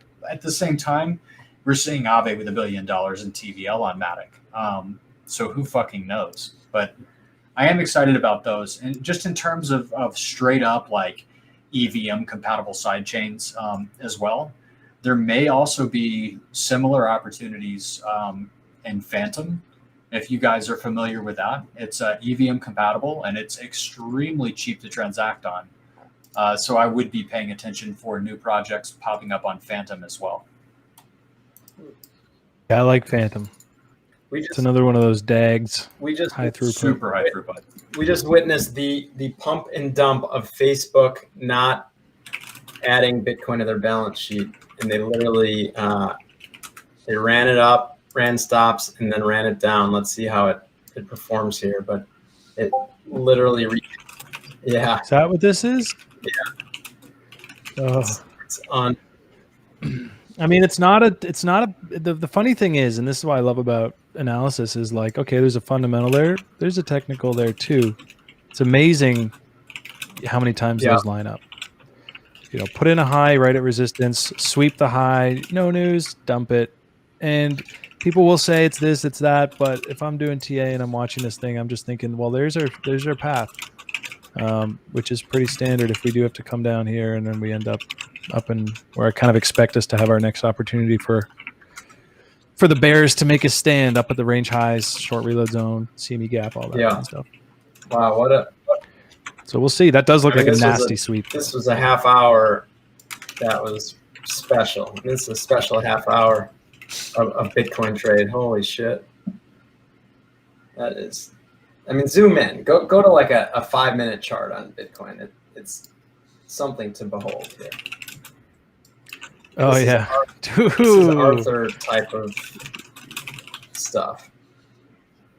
Smackdown. What happened with Facebook? What did they say? What was that expected? It was the earnings earnings report today. Report has nothing. We never know what they're going to say during the call. They might say something during the call, but in the report, whoever scraped the report first saw that there was no mention of BTC or anything and just pounded it. But I think that up leading into it, little makes me scratch. Anticipation. Yeah. Like, hey guys, they're gonna not announce Bitcoin, so let's run it up so we can fill our shorts. Because for those of you watching who don't trade too often, if you're short through this, which I might be if I was doing my little thing here, it was like a little short reload zone up here. If I wanted to short that, where's my stop loss? It's right up here. And so pushing that up, it's going to force me to close, which means I have to buy. And who's filling their sells here? That's whoever Rob's talking about. Yeah. And now they're in profit, and I'm underwater. That's the way that goes. Although I didn't short it, for the record. I'm not trading too aggressively through here on Bitcoin. I don't find it that exciting. There's too many altcoins. There's too much dominance, dropping on Bitcoin. Too many BTC pairs flying. Like, it's just not. Even if I'm right, I just don't think it'll pay off as much. I mean, ETH took a little bit of that dump as well. Oh, it's all. Oh, it's everything. Yeah. Yeah. I saw this during the show. I was like, oh shit! But if I'm trying to do the stair climb of fib extensions on the way up, clean, and I just discovered this one here. If you take this low, sort of off this consolidation, push it up to the next high, you get the extension to we just tagged it, 2750. So maybe there was one resistance in there, one little target that's getting some profit taking on right now. But the last thing that Ethereum did structurally was double tap support and then break out and confirm a new local high. If this isn't support right here, at 2670 or so, I think 2600 is a pretty strong level to pay attention to. 26, yeah. Well, yeah, 2550, like the last breakout high, and then even this little structure tap here would make. We got a couple of AVAX fans in the chat who've asked for it. How's the AVAX chart, Avalanche, looking? Let's pull it up. I've been watching it closely ever since I met you. Let's see what it's doing over on FTX. Is it even on FTX? Not the spot. No, there's no USD. Yeah, just the perp. Okay, let's go. Let's go. Yeah, Binance.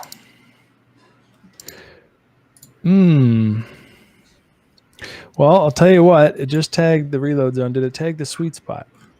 Getting into sort of, we are getting into investor buy territory when you're thinking long term on these things. Ignore it when it's doing this because that's not a buy zone. But once we slide down into this reload zone, again, perfect tap on the sweet spot.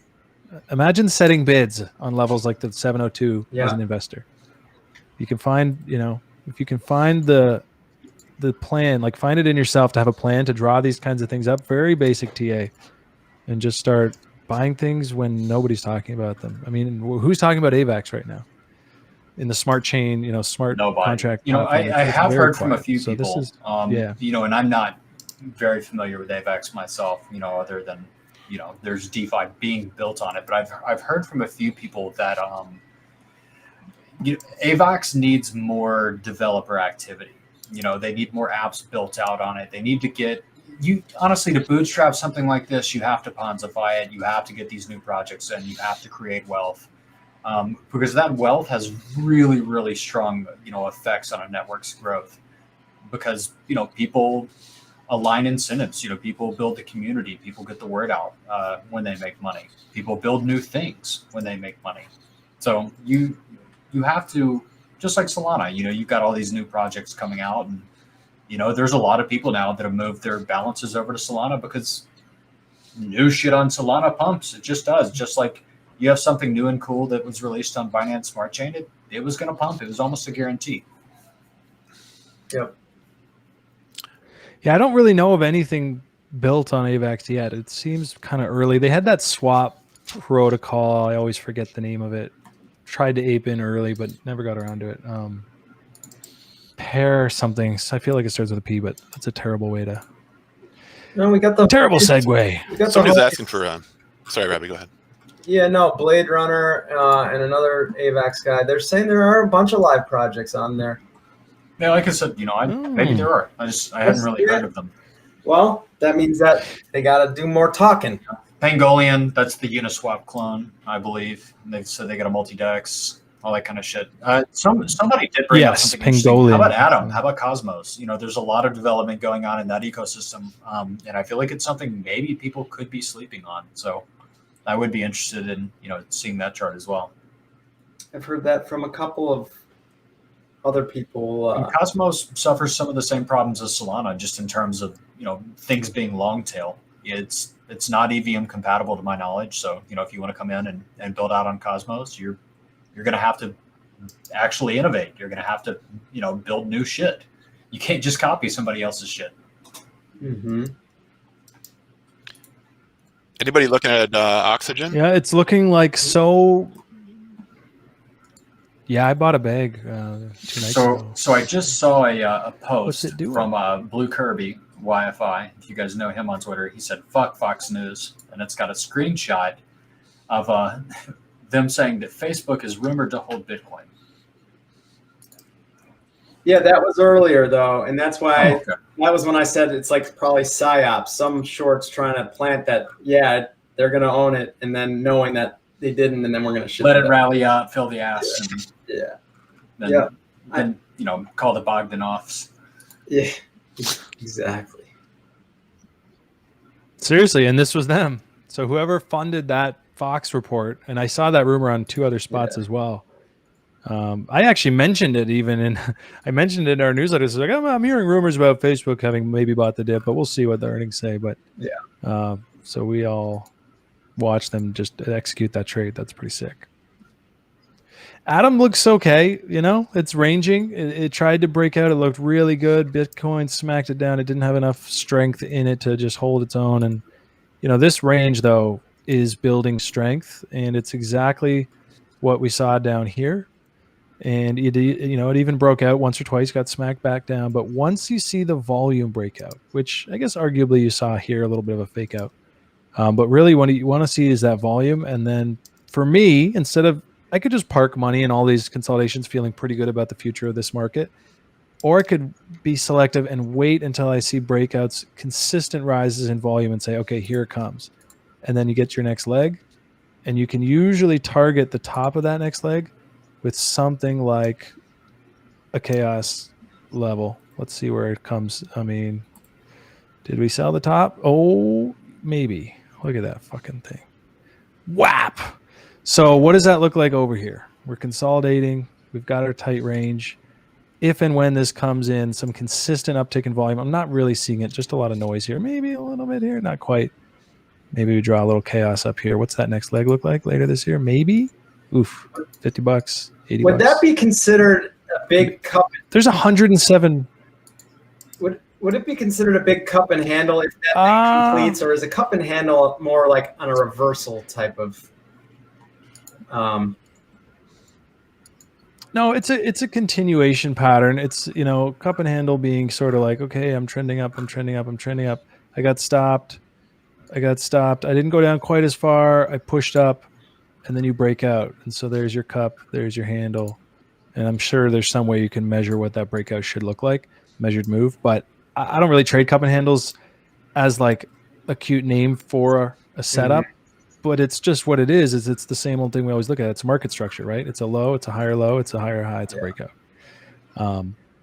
But yeah, that's more like the cup and handle for a continuation. I feel like we've just found a range here, which is really good news. If you think about people, like, is it a top? Is this overextended? Do we have to go all the way back down? It's like, well, no, price repriced itself.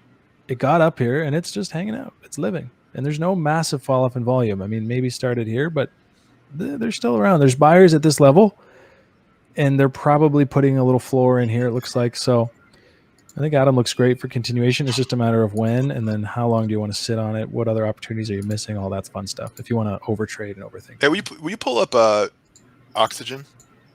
Sorry, I know I said it once, but Yeah. No, I'd love to. somebody in the chat was asking I did about it. pick some I up. had a couple thoughts on it. Yeah. What are you seeing? I mean, I'm seeing a nice big uptick in volume on this move. Well, up, here's so what I'm I know. feeling pretty I good know about that continuation with this. they're launching their borrow lend, and I'm pretty sure the founder is also the founder of Maps, and Maps has like some ridiculous. I think was it like 50 million wallets or something insane. Yep. 65 So they're going to be million users. offering. Yeah. Oxygen is going to be 65 million. offering their borrow lend into Maps. It's a big play. Oh, that's really big. Yeah. Wow. That's like how many users are on Aave? Not millions. No. I don't think. So that's sick. And Maps is doing okay too, I noticed. I don't know if that was an $1 alpha league, but entry it is- probably was. That was a super alpha league. Are you kidding me? It's like, oh yeah, that huge user pool. Because I think of, you look at Maps on the face value, people say, okay, 65 million users. There's like a value accrual back to token holders, some staking. By the way, that thing's like but in a it's step Maps, function. It's Thing's not, going up. Look at that. It's just, yeah. And these kinds of things tend to accelerate. And then at the end, you're like, wow, like, gradually. I mean, to me, like these are the stories. The Maps stories is a are hot like, play, but then what is bridging to the rest of the world? You bridge to the rest of the world. You're doing things that like the rest. It's familiar to the rest of the world. Those are the things. Like those are the things right now. I feel like that's the next wave of things to really capture value. And that's why we were so bullish, and I guess still are bullish on BitClout. We haven't talked about it too much lately, but that's social media, and that's influencers that are coming in that aren't crypto influencers. That's right. That are bringing these followings that are massive in comparison.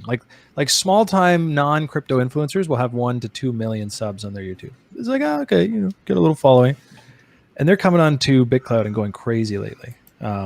So another kind of way to like a normie onboarding. They just opened up their API, by the way.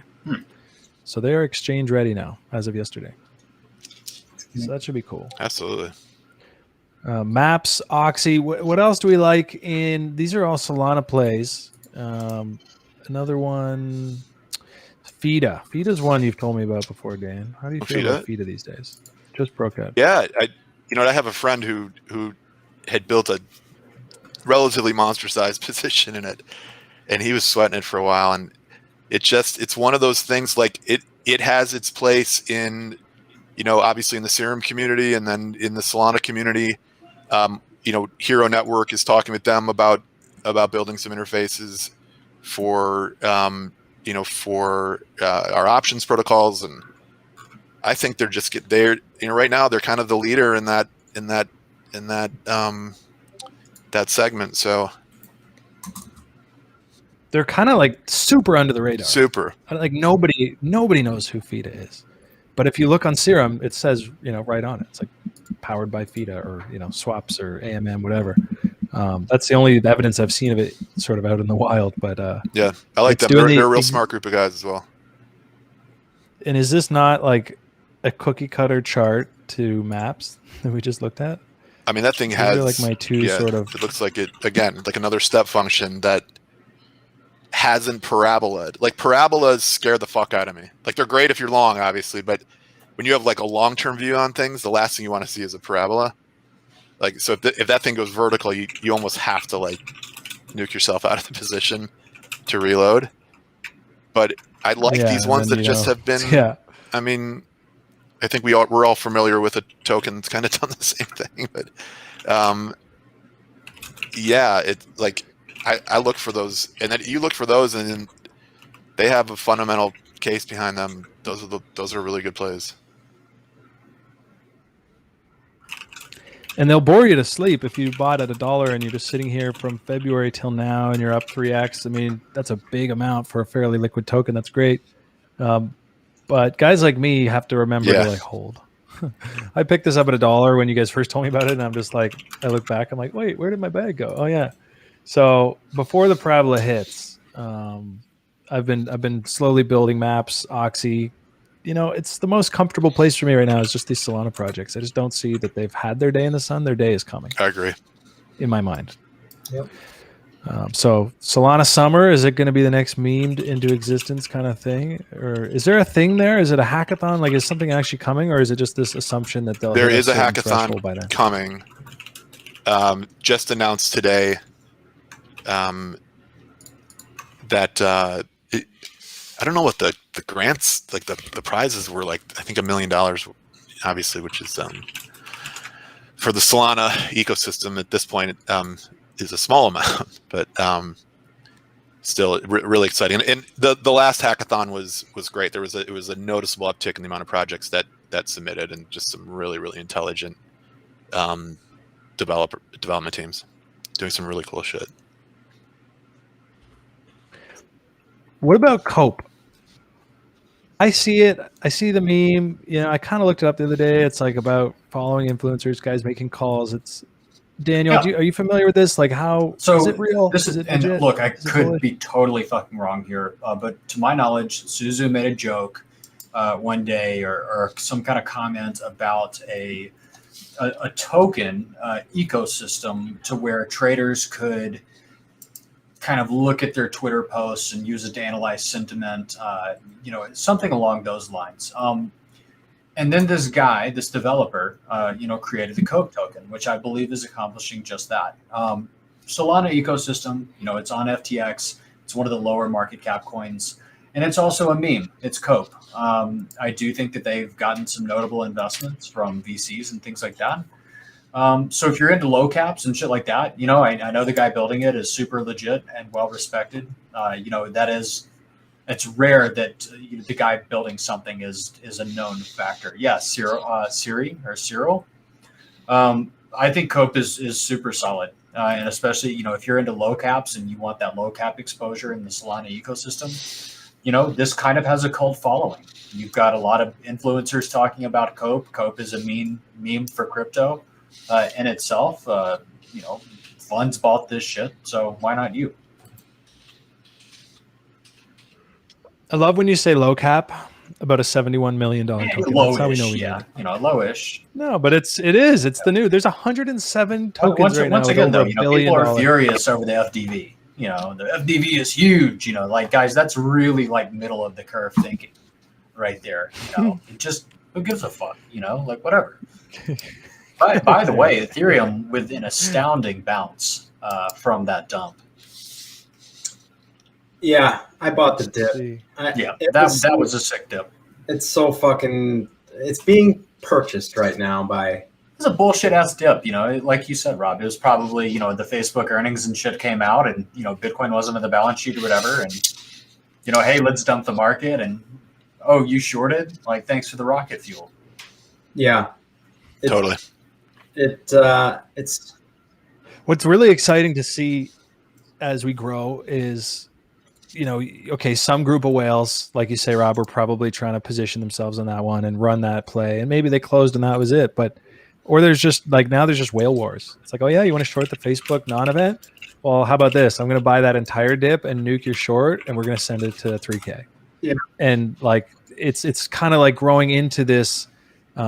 Maybe more like the stock market, where there's not just one central cabal of whales that are all just kind of pushing the market around. It's like they've got different agendas. I love it. Yeah.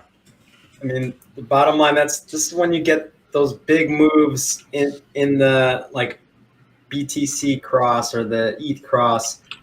When you see major supply or demand come in on one side on one coin,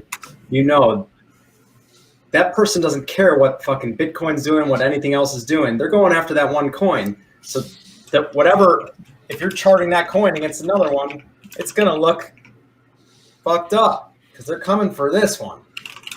So Yeah, well, that's kind of what we're seeing is a separation, and this is something I've been begging for years, and that's why I used to hate trading USD pairs because they all just move together, right? Bitcoin up, altcoins up, Bitcoin down, altcoins down versus USD, and now we're getting the separation, and it's turning into a much more matured market where you can really play off different things, fundamentals, upcoming events, and we saw it with Solana, man, making new highs during Bitcoin dump. I mean, yes.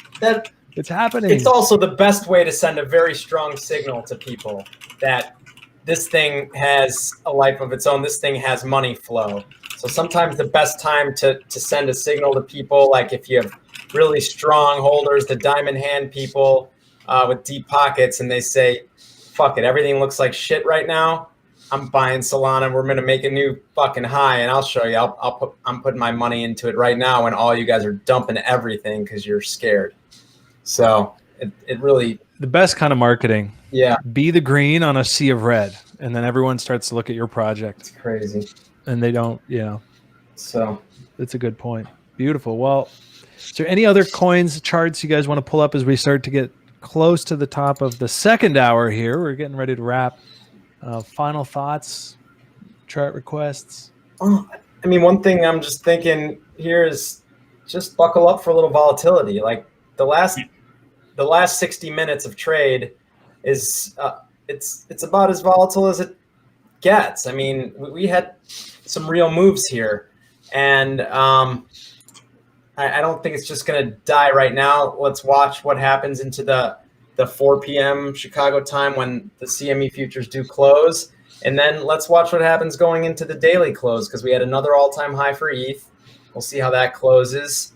And we'll see, because the daily right now, the candle for Bitcoin right now doesn't look so hot.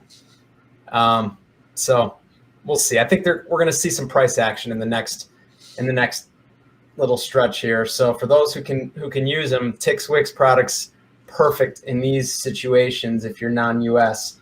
I mean, it doesn't get much better for this stuff. Yeah, I'm trying to find the. We're offering a 35x right now on a 3,000 touch by April 29th. So that's in 6 hours, right, or 7 hours? Because 6 or 7 hours, yeah. Yeah, because it's the more. Yeah. I mean, we really have to accelerate, into that, but still, for 29, you've got a 12.39x there, and for a 28, you've got a 2.5x. Crazy. There's a 15% chance that we're going to touch 3,000 tomorrow. I like that. You never know. So you're saying there's a chance. 6.8x, we might just nuke north. We'll see what happens. I mean, low time frame. I'm not trading this, but that's why we do short reload zones, man. Low time frame, see the dump, wait for the short reload zone. I like that. Because you get short here if if that's your flavor. That touch 3,000 by tomorrow. Getting 6.8x. $7 for every dollar. It's a big move. My DeFi ticks. Yeah. Yeah. I know everyone's looking at my DeFi ticks. They're like, God damn it, RT, you're underwater. Yep. You can't win them all, mate. I think that was before the BTC nuke, and I didn't have the heart to close it. I was like, well, we still got a few days left. It's looking like it might have made a move, but it's a DeFi ticks. Oh, your DeFi. I took a close above. Yeah, I was like, oh man, DeFi next leg coming, because the weekly on the DeFi perp just looks so good. But one of the things with this is timing, and I think I'm early. I think in May we're going to get it, but what were we talking about? Yeah, we were talking last time about the no touches on Link. Yeah, the no touches on. I had a note. Yeah. The June. No I had a no touch. Yeah, I had a no touch. Pricey. I still had I had a no touch $8 on June, and it was in the money, but I just closed it because I was like, what am I doing with $100 4-month positions? Gonna pay $30, but it was it's still there. Those Junes finally You'd corrected. have to. I should. You have to. you have to take size if you want to make that kind of worth even looking at. But yeah, it's more like 7% gain. If Link does anything but touch $8 before the end of June, you get a 7% yield. It's not a bad bet. So that's how many days till expiration right now? I mean, $8. It's like 60 days. So 60 days times. So you're getting. What are you getting? You're getting 35, around 40%. Yeah. Annualized on your money. Yeah. Not bad. No. Yeah. Better than kicking the nuts. From that perspective, the other thing is it's a gimme. Like it's If you're bullish Link, then you can put a bid in down there. Right? Like, all right, I'll lose my money here, but I know I'll do anything to buy Link down there, so I'll bid for it. But like I hope I get $8 Link. Exactly. It hurt me with $8 Link looks good. Link. Yeah, exactly. Bring it on down.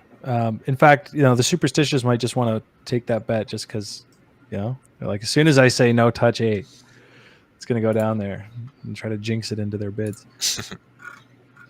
Link came out surprisingly, a little bit impotent after this bounce, where a lot of the majors got nice bounces, but it's still bullish. I mean, it's trending up, put in a higher low. So I don't know about Link. I mean, it's just super bullish. I don't see any alpha there. It's just like, yep, we know it's great. It's going to do well.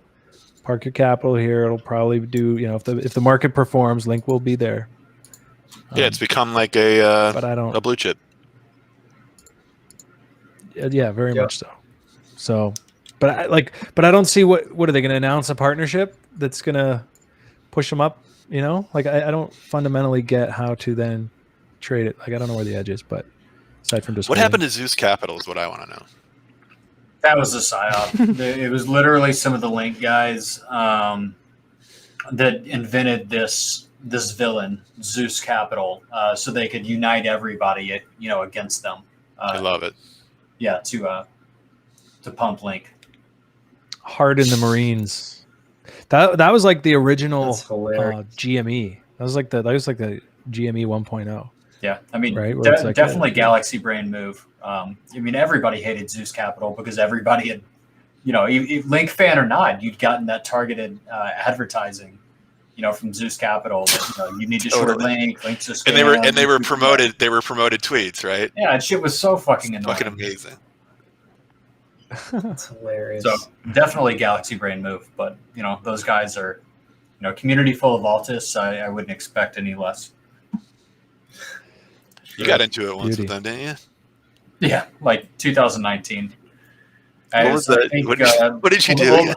Well, I posted a bearish setup for Link, and I said that it's over, and it was like I think Link had rallied to a couple of dollars, and Link did pull back like 40% after I posted. But if you post anything bearish about Link ever, you're just the biggest fucking idiot ever. In retrospect, the thing is I mean, Link was the best play, was the best thing to hold. Everything else was in a bear market. Everything else was going down.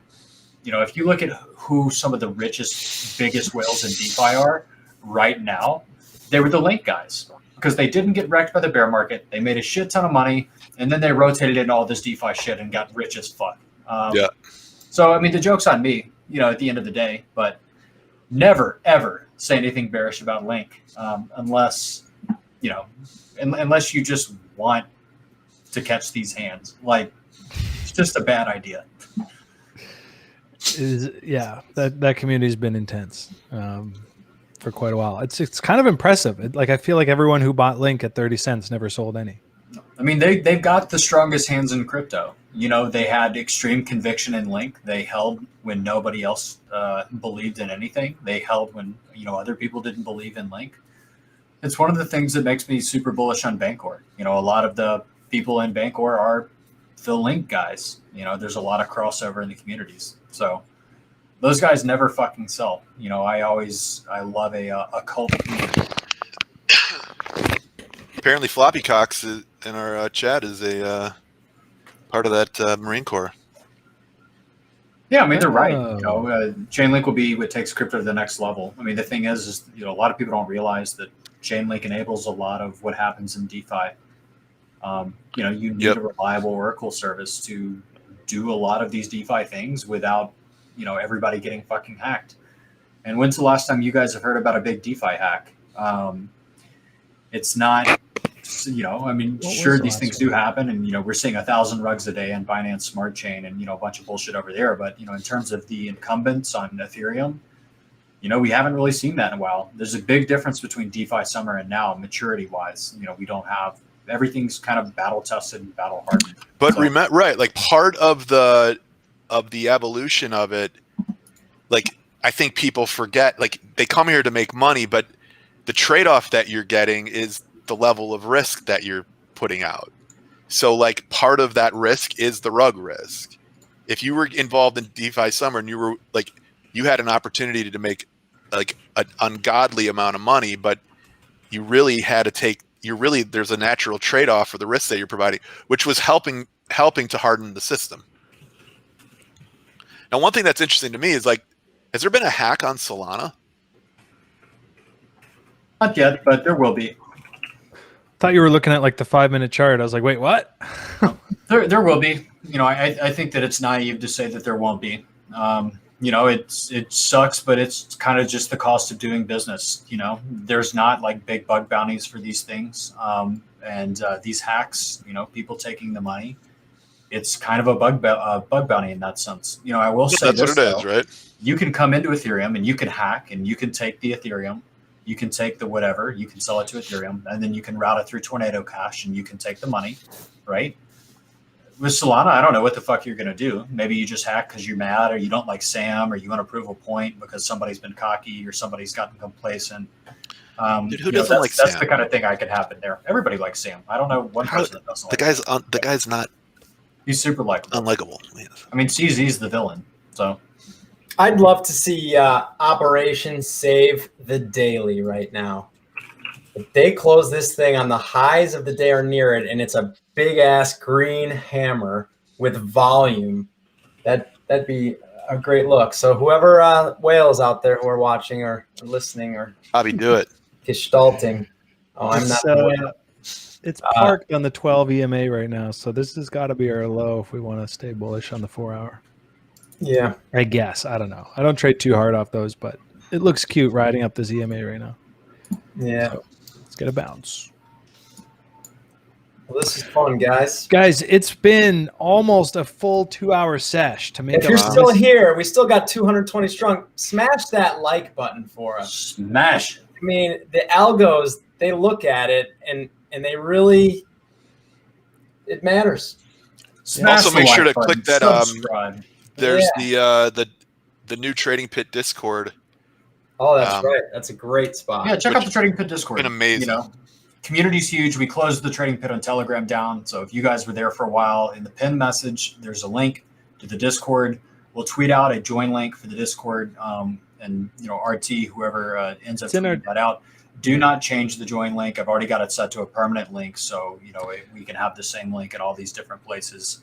But join the Discord. It's super organized. If you like NFTs, if you like yield farming, if you're a Messi fan, if you're a random task fan, we have our own rooms in there where we post charts.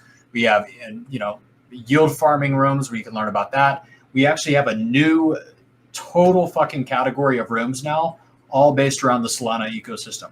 So there's a room in there for, Hero Network, Raydium, Serum, all of that good shit. You can get in there and talk about the latest shit coming out in Solana. There's a lot of money to be made right now being early in those projects. So it's good to get in there and meet like-minded people, be the first. Also going to be putting content in there around options. So as we spin up more and more off a Hero Network, you're going to see a lot of content in there, just around options and education and things that are going on specifically in Hero Network. Yeah, and I saw, look, there's a Polygon room. Man, this has changed a lot just this week. Shout out to Achilles, who's been in there. He's the one who got me to ape into quick swap yesterday. So, I mean, just yesterday, my best trade of the week, I picked up in there. Not that you should ever just see somebody mention name and ape into it, but I looked at the chart. It fit everything else I like. Real quick before we wrap, Dark Mark typed in just the letters I and D. I'm assuming you're talking about Everest ID. Fun fact, the founder of Everest ID is coming on well, I should say into the Hero Lab studio tomorrow to meet with myself. We're going to be putting out a video sort of along the lines of everything you need to know about ID with some nice sneak peeks coming up from that team.